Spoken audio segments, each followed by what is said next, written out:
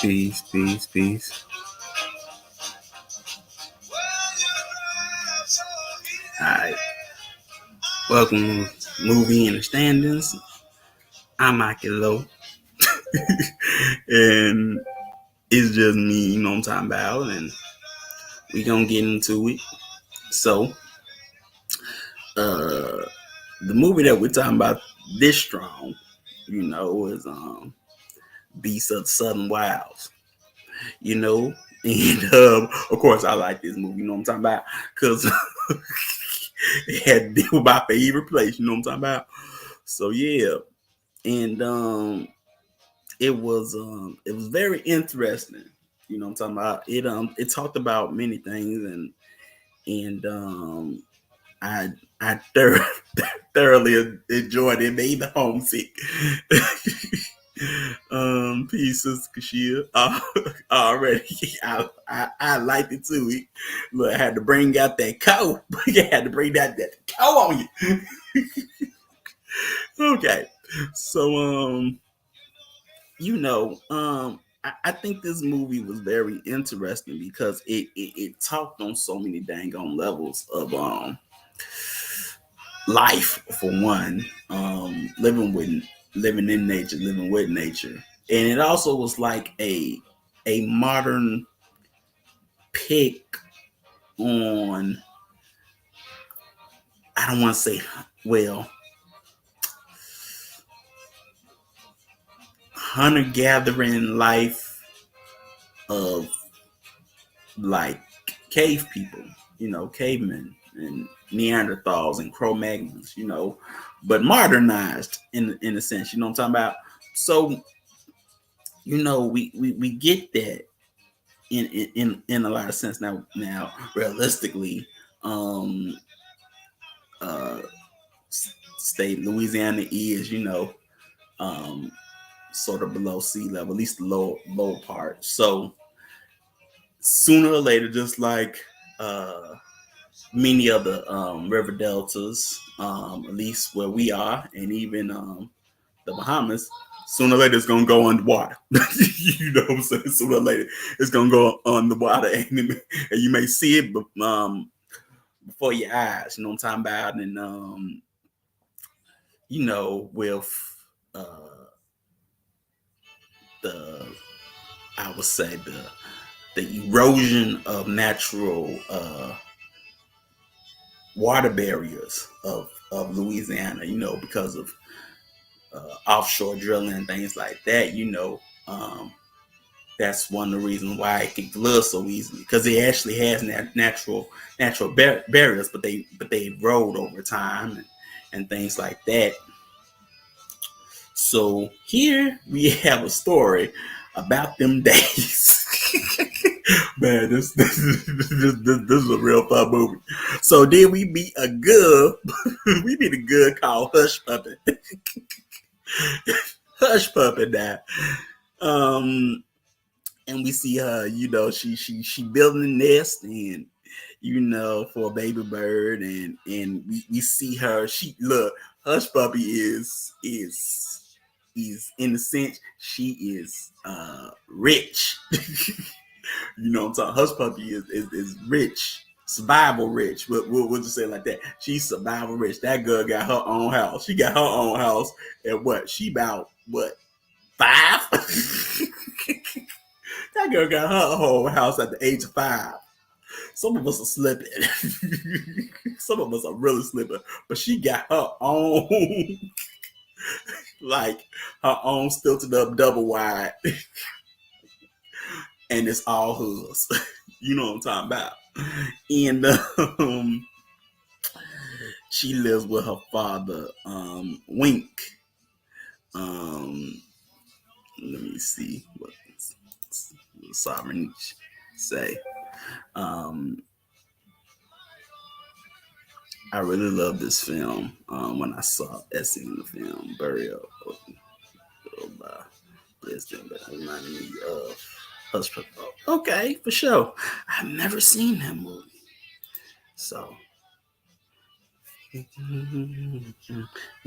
Okay. So gonna have this fun on the bayou.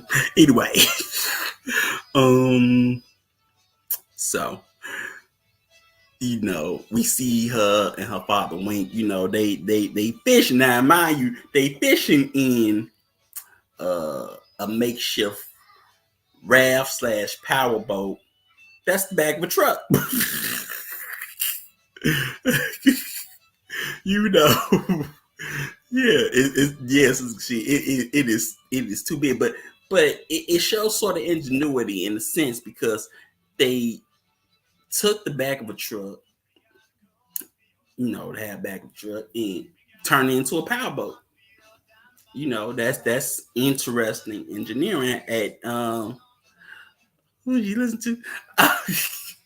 I am listening to some dangos. Well, I'm listening to Jambalaya right now, but I am listening to some dangos Zydeco. I got to get the setting all right. You know what I'm talking about? You got, we is talking about, that Louisiana. So you got to have, gotta have your Zydeco, got to have that coat. you know. So that's why I'm listening to Suspicion. It's a very old song, and has many renditions. You know what I'm talking about? But yeah, I'm used to hearing it a lot, even before you know. Yeah, well, that's how they play. You know, so um, so they have this makeshift powerboat, slash rap, you know, and we see they fishing around what they call the wall, and over the wall is where there's dry land. Where on their side of the wall, there is not a lot of dry land, and the dry land they live on is called the bathtub.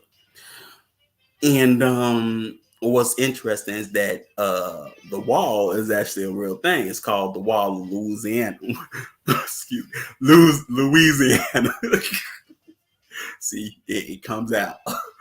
Wall of Louisiana. I gotta remember sometimes I'm around y'all. So it's the Wall of Louisiana, and it's like 8 miles away from New Orleans, and it's actually was built, after Katrina, what I'm talking about. And it's it's a very interesting uh, engineering feat where it's basically there to stop, flooding, before it actually gets to the actual city. So, they are at the wall. You know what I'm talking about? Now, mind you, if you know a little bit about the wall is very interesting because it's basically stilted up, on columns, but the the water bed is mud. It's not bedrock or anything like that. Nothing real solid. So it's a very interesting thing about the wall of Louisiana. you know, but they having, she's having an experience with her father, fishing and whatnot, and we see that they are in a place called Doucette, or Charles Doucette, and then we get to meet Miss Bathsheba. That woman there. Yeah, Miss Bathsheba is my kind of woman. Yeah. Yep. She knew everything that was under the sun. He had a funny way of saying it. Now, mind you, you would think the way she was talking to the kids, you ain't supposed to be saying, you ain't supposed to be cousin from the. She did not care. Miss Bathsheba did not care. and they usually don't care now. So you get used to it. But it was so cute. Because Miss Bathsheba, she was teaching the kids, about how everything is be, and she just turned up a bunch of crawfish. For them to all see everything is meat. But it, like I said, she had a fun thing of saying everything, and she was really just talking about the oneness of the universe, but in a bayou country way, in a bayou country way, boy.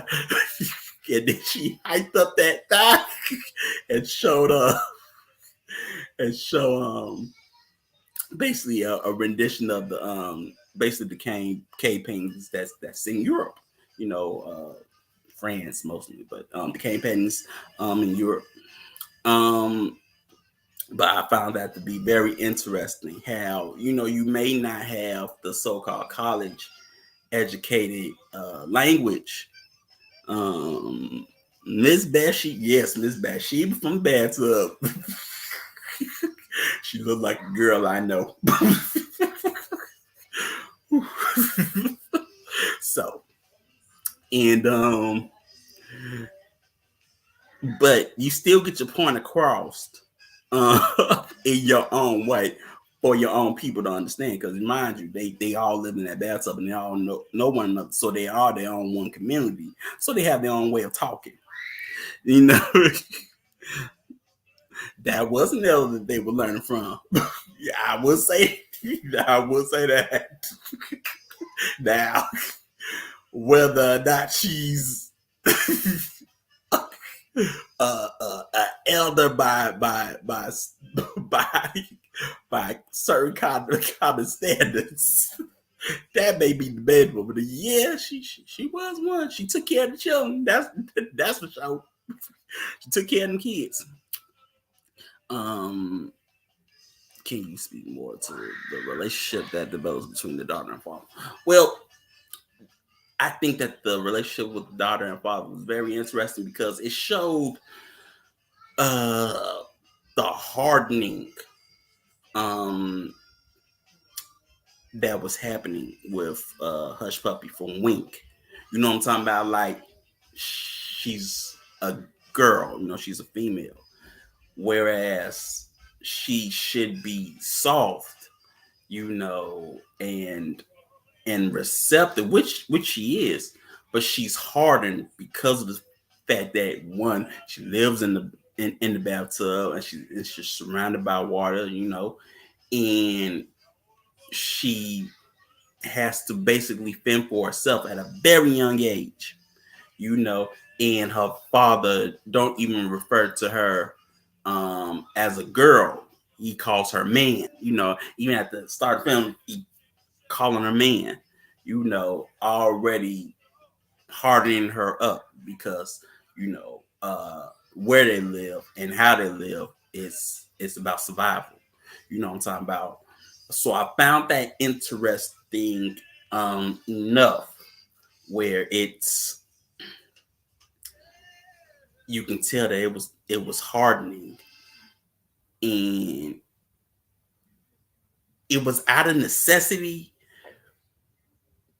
but is that really an excuse? That's what I thought of. What was it really an excuse, to harden somebody, um,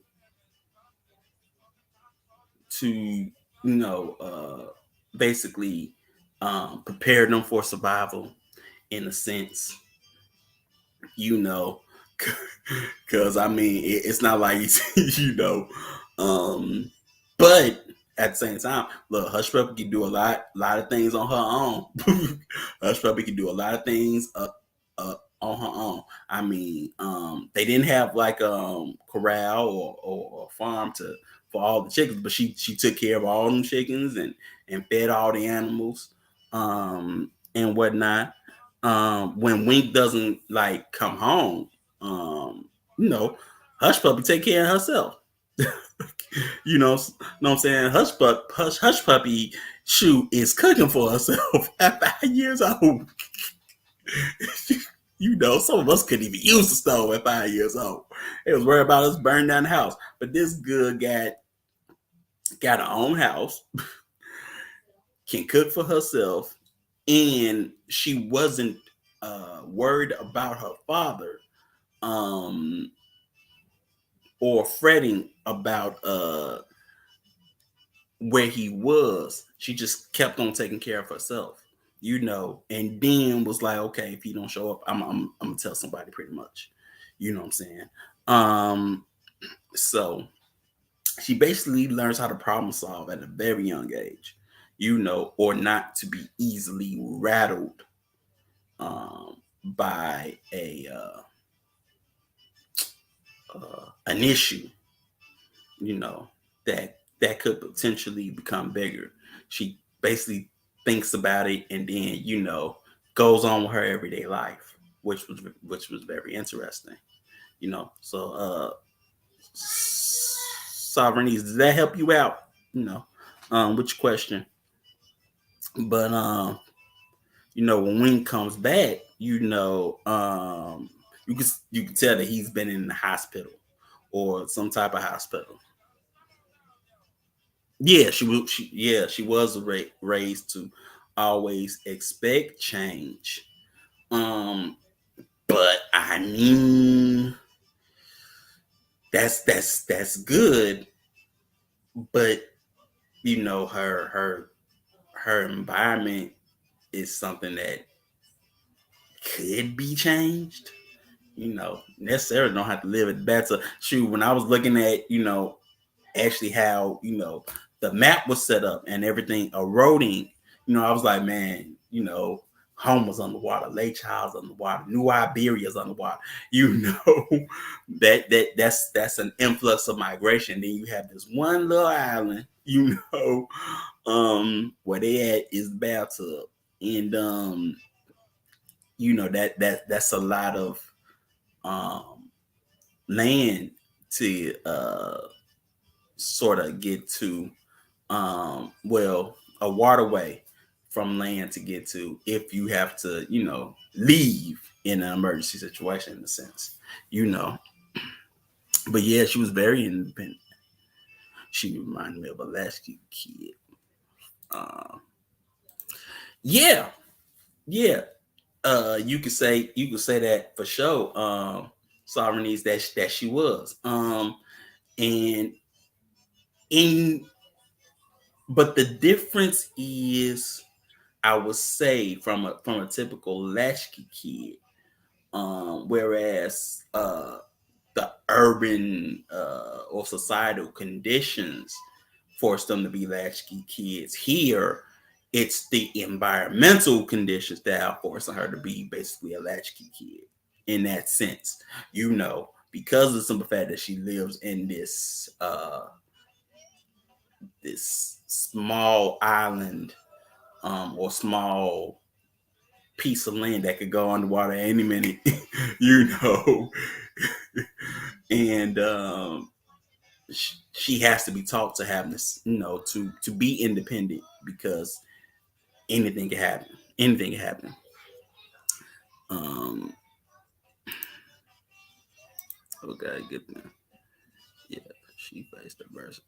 It was based on her father's hardening because of the taskmaster that he was, but also dealt with it through her imagination. Yeah, and you see that when he leaves, and what she thinks about her mother. Her mother. I, it's the accent. I miss the accent. I miss those accents. Anyway, but she had like a shrine to her mother, who's not dead, but she had a shrine to her mother in her house. And it was a Michael Jordan Chicago Bulls jersey, and it was worn down or whatever. But she had a shrine to her mother, and her mother would speak to her, through that. You know what I'm saying? Having that dang on accent. It could get worse. It get worse depending on who you talk to. But yeah. Uh, but yeah. And as she's cooking, she's talking to her mother, as if she was there. Like it ain't nothing. It's normal to her, So yeah, for sure. But then, like I said, when we comes back, you see Hush Puppy done burn down the house, because her father gets mad at her, tell her to go on because he's going through health complications. And so I guess to get his attention, she turns up the stove and start trying to burn down her own house. And while the house is burning down, she is hiding under the cardboard box, and she's saying she recording her story. Just like Neanderthals or cavemen, or humans that lived in caves during the Ice Age. That's what they were doing. So that's what she's doing. And as she says, she's documenting her story. For when the scientists come, they could say once there was a hush puppy, and she lived with her daddy in the bathtub. I do understand, but that is I found that about Hush Puppy to be very interesting and very, very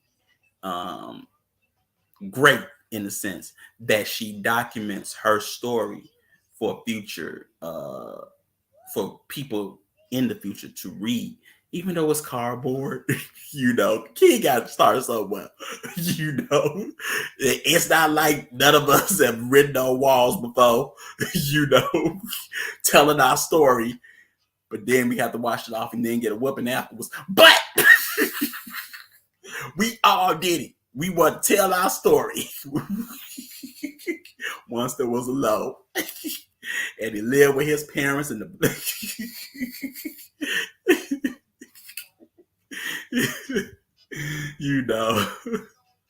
in the Black Rose. I did too. I used to write on walls, like I was documenting my story. So I completely understand that. Got my butt whooped, but I mean, we've all done it. Maybe we kids have a nature to understand that more than adults. We usually probably wait, whereas Hush Puppy ain't waiting. She's documenting her tale, for others to find. So that was a very interesting thing, and I would suggest anybody to do. I mean, there was a time when people did time capsules, and bury them, and things like that, just for them to be found by somebody, so they'll know who they are, shoot, as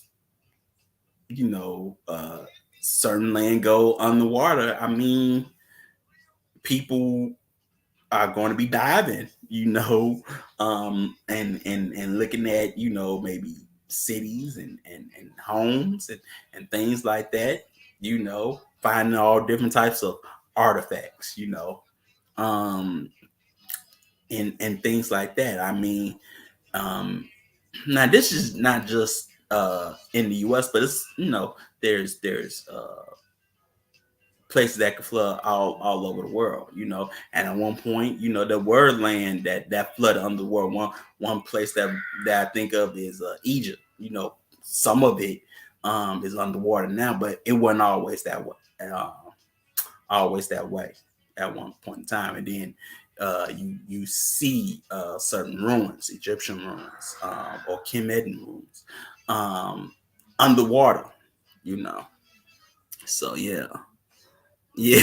Sometimes we just want to be bad. But hey, me personally, I was basically recording what was happening in my environment.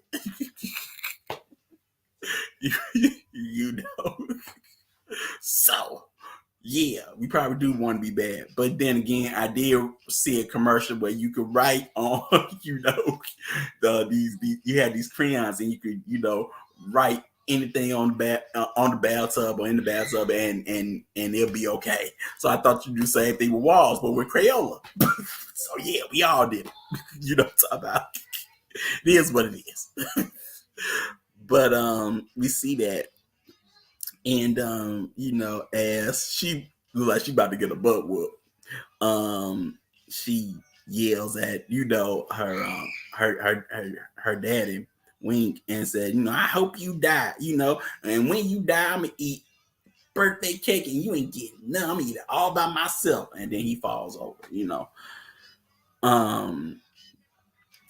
And so she goes to who? Miss Bathsheba for medicine, to help Wink. But he just disappears and she just thinks, oh, he may become the tree or something. You know, he may become this, he may become that, you know. And then we see the ice caps in the South Pole, at least the South Pole melting. And then we learn about the aurochs and things like that that are in the ice caps. And then as they are melting, frozen basically in suspension, you could say, these aurochs come alive, you know. Actually, you know, actual aurochs are not pig-like beast or pig-like or come from pig-like ancestry, you know. They're actually bulls, tall bulls and cows. And matter of fact, an oryx was around till basically the 1600s, you know. So they died out or got when those things happened. But yeah, they were around. Longhorns, you know, longhorns, you know, but very tall uh, cows and bulls, you know. So, you know, we see that, and we see, you know, at because of the ice caps melting and global climate change is happening um, in Louisiana, and we see that people are leaving, you know, because of the storm, you know, but Wink and a few they stay. You know, they stay. They gonna weather the storm. You know what I'm saying? We ain't going nowhere. But others are leaving. It was like, man, I ain't about to stay. You know, because they know what's gonna happen. And even you see like, you know, Bathsheba even talks about it. You know, once these ice caps melt, that's why I like the once these ice caps melt, you know, you gonna have the salt water come in, it's gonna kill everything and kill the vegetation. Nothing's gonna really be alive. It's gonna kill the dang on wildlife. There's really no reason to stay. You know what I'm talking about? But yeah. And so, you know, we see the oars breaking out the ice, and then we see, you know, Wink teaching Hush Puppy how to fish with the bare hands, you know, and then he tells her punch, you know, punch with your fist, you know, yeah, and she, you know, she hurts the fist a little bit. She's like, that's a part of it. He just said that just comes along with it. Punch it like this, bang. You know what I'm saying? But get this thing, they eating catfish, all right? They're eating catfish. You know what I'm talking about, and look, it's, you know, they in the third coast, they in the Gulf, so you know they in shrimp country and dang on catfish and crawfish and crab, you know, things like that, you know. And so you know, then they find, you know, people from the, you know, town that stayed after the storm. And so after that, you know, they basically in like the makeshift juke joint, right? And Wink tells Hush Puppy about her conception, and with like, this way it gets good because it's basically like it's like a folk tale, a folk tale mythology and ratchetness all in the world, right? Because we get bits and pieces of Hush Puppy's mama. You know, like we fell asleep. You know, they was drinking and they fell asleep, and then he about to get eaten by the crocodile. That that girl in just a t-shirt and bloomers, bloody bloomers, which but bloody bloomers. Takes that shotgun and shoot that dang old crocodile. I was just blown away after that. I was like, that's the lady. every time Hush Puppy Mama came around, I was like, see, now that's the lady right there. I'm just making jokes. But yeah, man. and he talks about her like, you know, she got the magic. You know what I'm talking about? She got that magic. You know, he said, you know, she could just touch the stove and she ain't turn no eye on. The fire just come on. You know, fire just come on for her. You know, she can fry up some dang on crocodile, and you know, I don't have a Louisiana accent, so I can't do it like they do. But yeah, and I later thought the tree was foreshadowing. Yeah, the all rock emerge in my grandma voice. Let's see. They just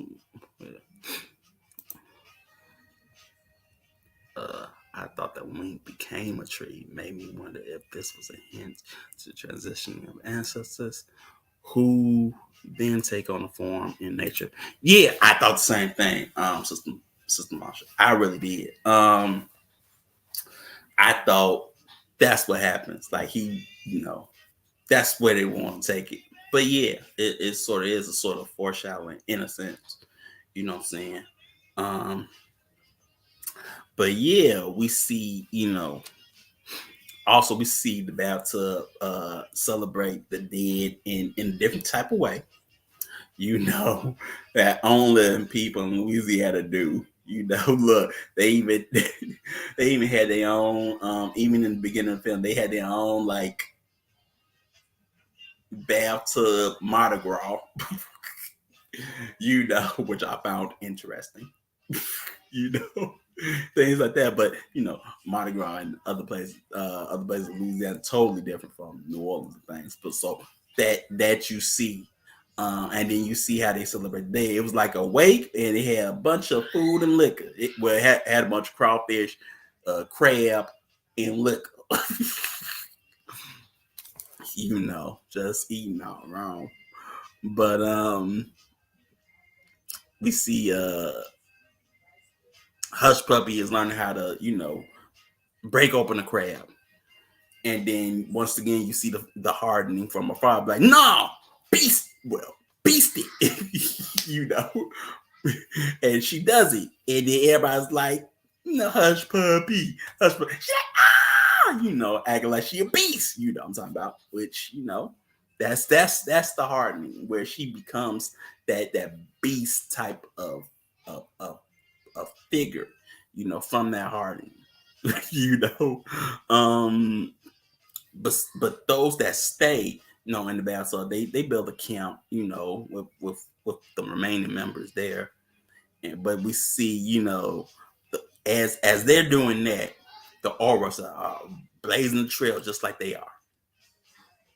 You know what I'm saying? But then you see, just like Miss Bathsheba said, that the ecosystem of the bathtub is dying. You know what I'm talking about? Yeah, her gaty mama, boy. Woo, that see, that girl ain't right, but she got to give. She had to give. Those the ones my people told me stay away from. You stay away from them girls. Stay away from girls like that. But yeah, her gator eating mama, boy. But yeah. So um we see that, and we see how Wink leaves Hush Puppy. He say he gonna fix everything. And what he's going to do is they're going to blow up basically the wall, or at least a section of the wall, right? And so Bathsheba is like, no, don't do that. Them people won't come after us. If they do, then we gotta leave. So she goes after them, but they still blow up it anyway. You know what I'm saying? And Hush Puppy there too. And Peace, Achi Isaiah. And it happens. And so as they blow up a piece of the wall, the water recedes. Then they go basically scavenging. But we see Wink is getting sick. Now Hush Puppy tries to help with the medicine that Miss Bathsheba gave her, but he wakes up like, "What is you doing?" And because all she's trying to do is trying to help. Her emotions. She's upset, and so she starts throwing stuff. And he's like, "Oh, you want to throw? I can throw things too." And just like have a little pillow fight. You know what I'm talking about. Um, let's see. This film is constant flip flopping between light and knowledge and dark, almost as if there is a balance between the light and the darkness. Yeah, it's constantly flipping back and forth. But remember, it's all being part of the universe, so you cannot have light without no dark. You know what I'm talking about? At least on this plane. you know.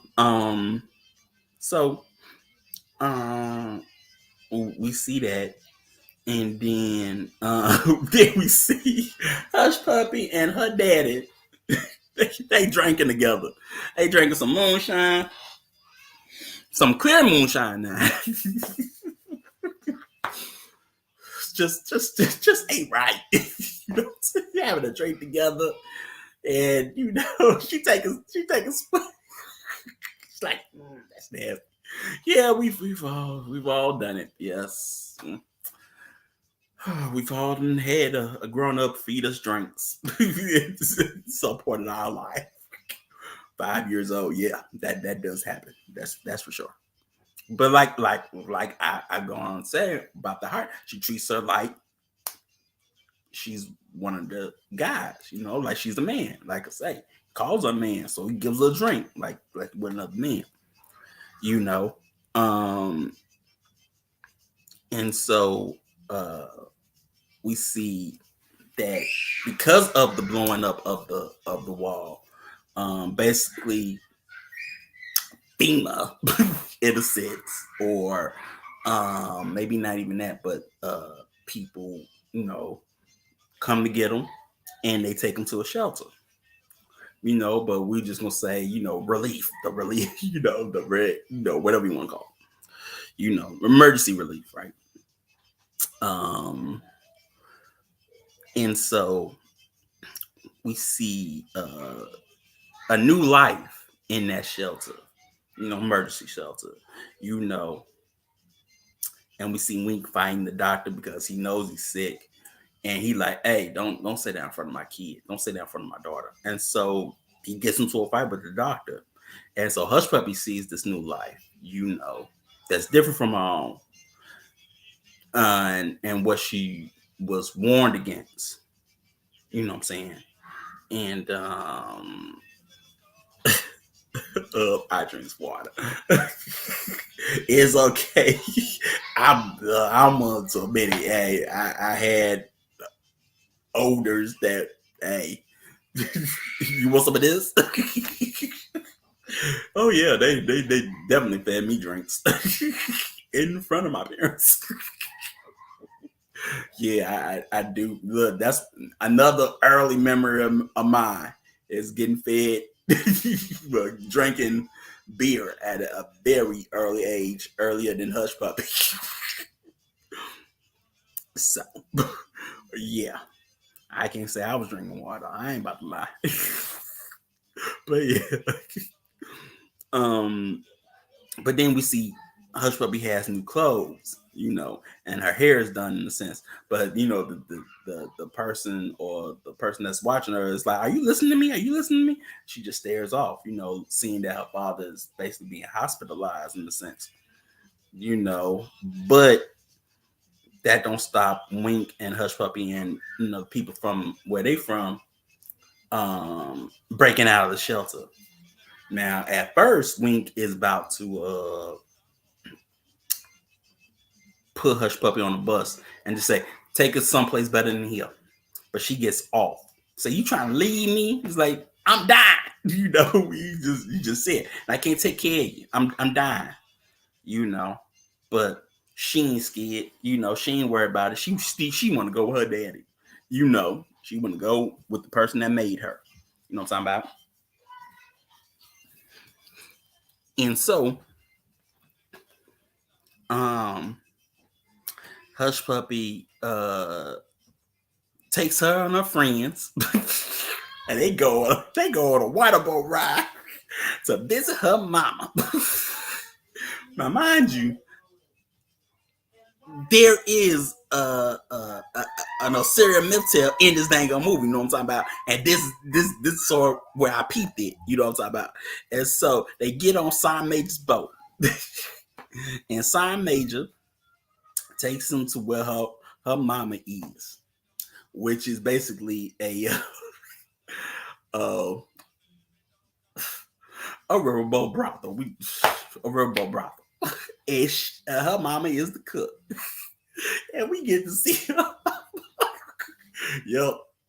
I was waiting to see Gulf Deep, honestly. I was waiting to see at least 1 or 2, but I didn't get what I wanted. But we see her mama, and at first of all, she don't even know that's her daughter, but apparently she did. And so they have a talk. She said, "You hungry?" She take her back into the kitchen, and then she tells her, "Don't nobody want to hear nothing about your dang on sob stories. Don't nobody want." She says it in her own ratchet way, which I cannot say it, but a lot of cuss words. But she also furthers the hardening and independence. You know what I'm talking about? PSG. You know what I'm saying? I enjoy the flick too. Of course, I enjoy the flick.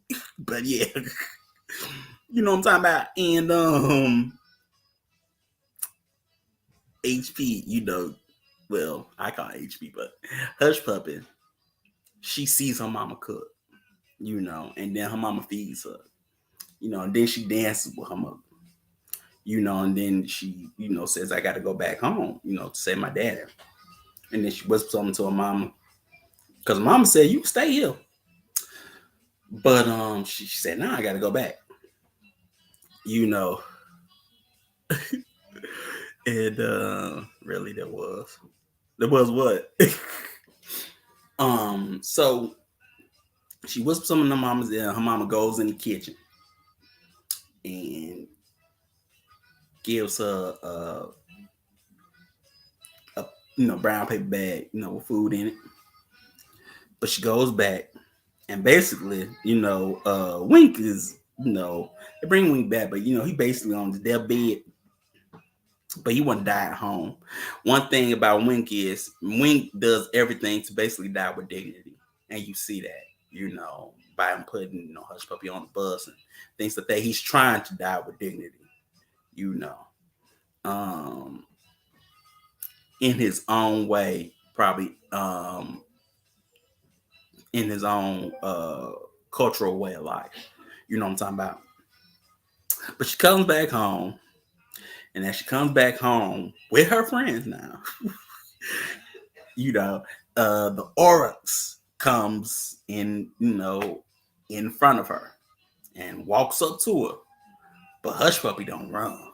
Oh no, Hush Puppy stares down the Oryx.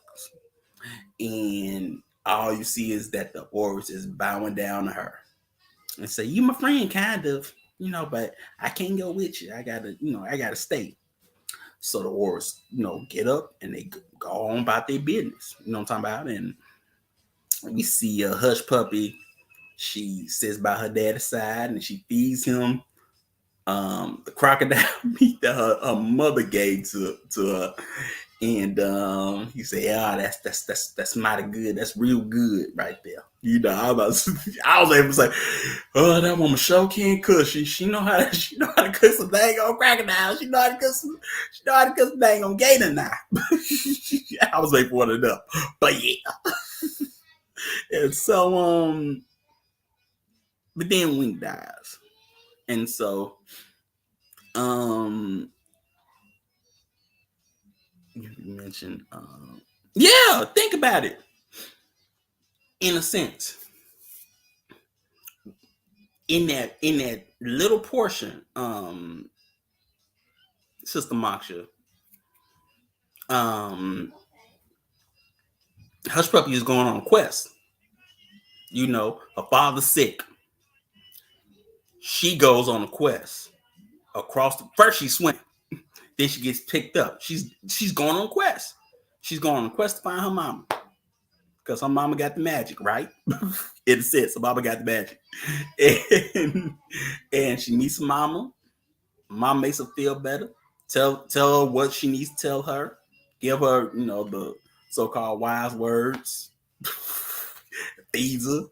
Gives her basically the food needed to give her daddy to basically transition with dignity in a sense, because he ain't gonna make it, you know. But that that piece of that piece of gator, I'm talking about. It it steals or it sort of gives him the strength it needs to prepare for what's next in a sense, you know. So yeah, that there's that connection with the Osirian tale if you think about it, because that was a quest. She was questing, and then she meets basically the big boss, which is the Oryx, but she don't run. Usually a feral beast will eat a little kid. We've seen it more than once, but no, Hush Puppy ain't running because she a beast herself. You know what I'm talking about? So yeah, that's where I got that connection, at least at that point, in the movie. That there was an inkling of the Osirian cell in it, But when he dies and they prepare his body to be burnt, and it's burnt in what? The truck wrap powerboat, you know, and they say, words over, as it sells off and burns and whatnot. And then we see Hush Puppy walking with her friends and people as they do. Usually we do it with the second line, dancing, but they're just holding up, black flag and things like that, basically being the funeral procession, just without the brass, without the brass bands and the dancing and the dang on, horses and whatnot, but that's what they do.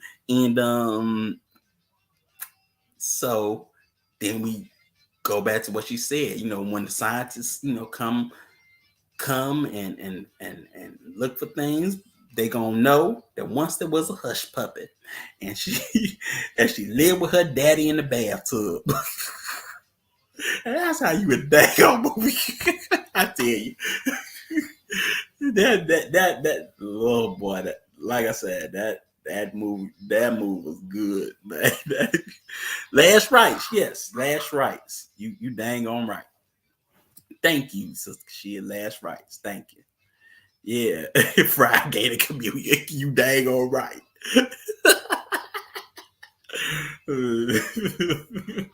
you know, think about it. Gator, Sobek, see the connection. Can't make that up. you know.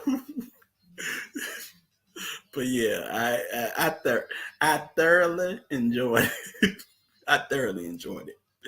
Uh, like I said, I thought this was Good movie. Good movie. Short to the point though, but good movie because it's sort of an art that imitates life because of the simple fact that sooner or later that's gonna happen, and then you're gonna see how people, um, survive. When something like that happens. So it's something I associate the gator. I also associate the gator with better times as well. We had had that dang on good and happy times. They were happy times. He just smiling. And all he was probably doing was just watching her cook. You know what I'm talking about. Um Alligator equals home and family or family. Exactly. So so is the orals a connection to possibly Hathor? Just watch it. I was just making a joke.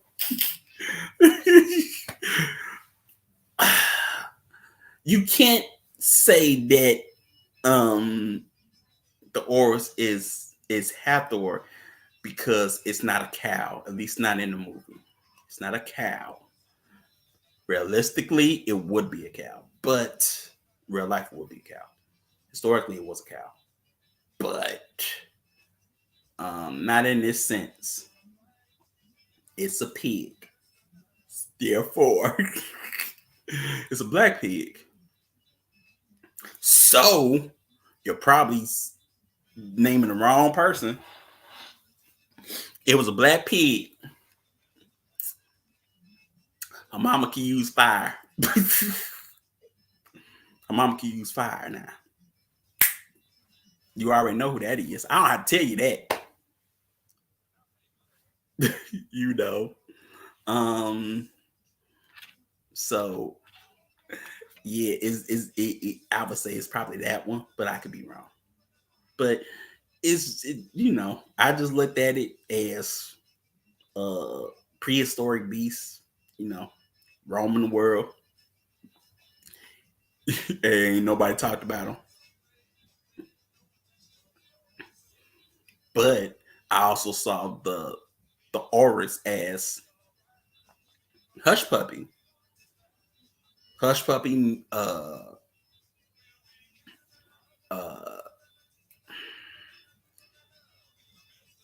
I would say maybe familiar or spirit animal meeting, um hush puppy in a sense, where because mind you, as they trek along, you see that I was like, that Oris is hush puppy. So you can't say it's Hathor in a sense, but you can say that the prehistoric beast for sure is hush puppy. You know, she's basically looking at herself, and she's an orc. She's a giant orc at that. Leading the pack, leading the pack. You know, so that's basically how I saw it. You know, um, yes, this is true. So why would a pig bow to HP hush puppy? Well,